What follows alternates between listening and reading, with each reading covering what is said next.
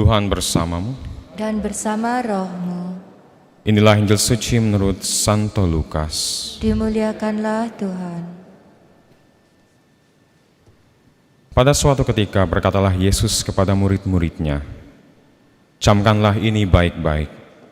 Jika tuan rumah tahu pukul berapa pencuri akan datang, ia tidak akan membiarkan rumahnya dibongkar.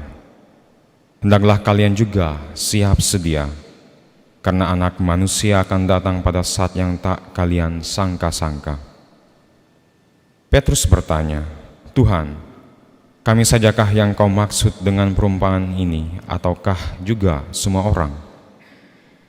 Tuhan menjawab, "Siapakah pengurus rumah yang setia dan bijaksana, yang akan diangkat oleh tuannya menjadi kepala atas semua hambanya, untuk membagikan makanan kepada mereka pada waktunya?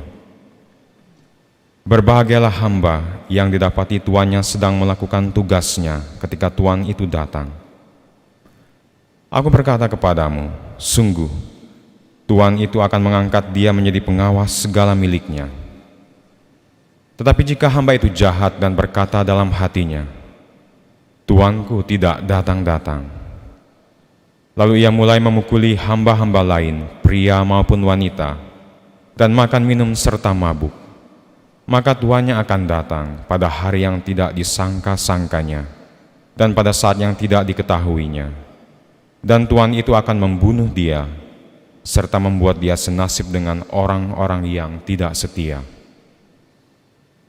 Hamba yang tahu akan kehendak tuannya, tetapi tidak mengadakan persiapan atau tidak melakukan apa yang dikehendaki tuannya, ia akan menerima banyak pukulan.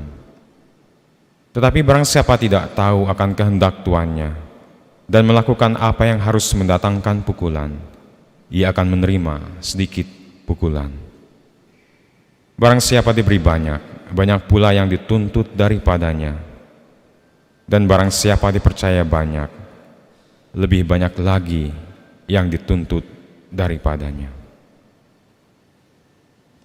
Demikianlah sabda Tuhan. Terpujilah Kristus.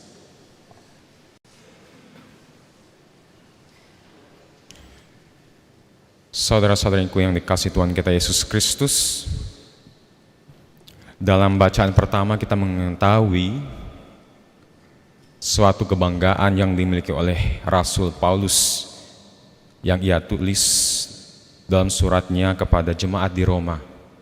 Satu tugas penting yang bagi Paulus ini menjadi daya dorong dari setiap pelayanannya, bahwa ia memiliki tugas untuk mengajarkan kasih Allah yang menyelamatkan.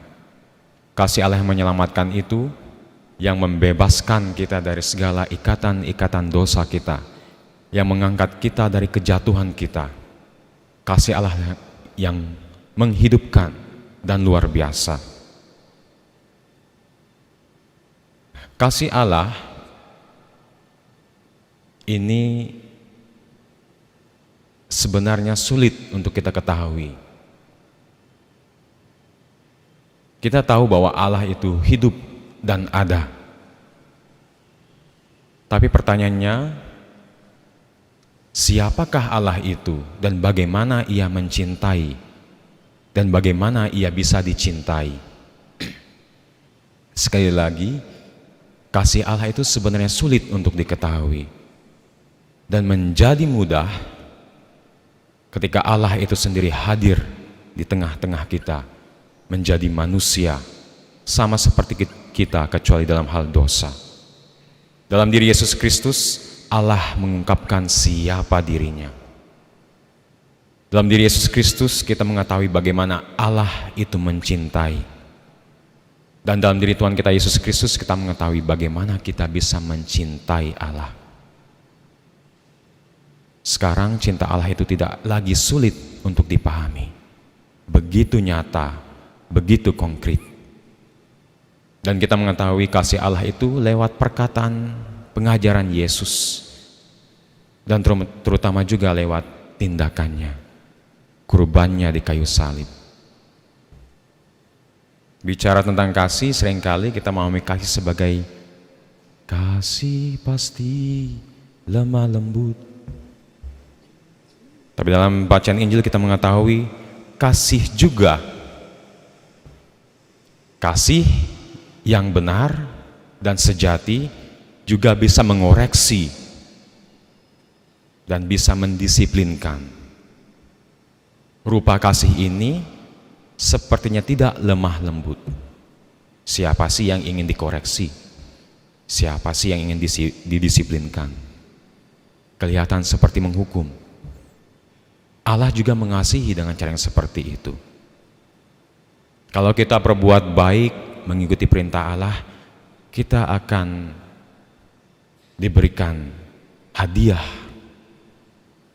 sesuai dengan perbuatan baik kita. Tetapi apabila kita melanggar perintah-perintah Allah, kita juga akan dihukum.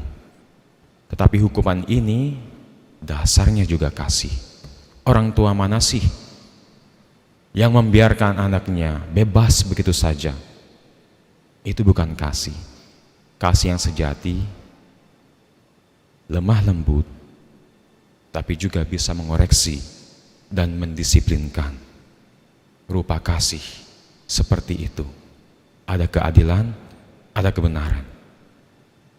Dan sekali lagi, bersama dengan Santo Paulus, kita juga mau mengajarkan kasih Allah yang seperti ini, yang membebaskan kita.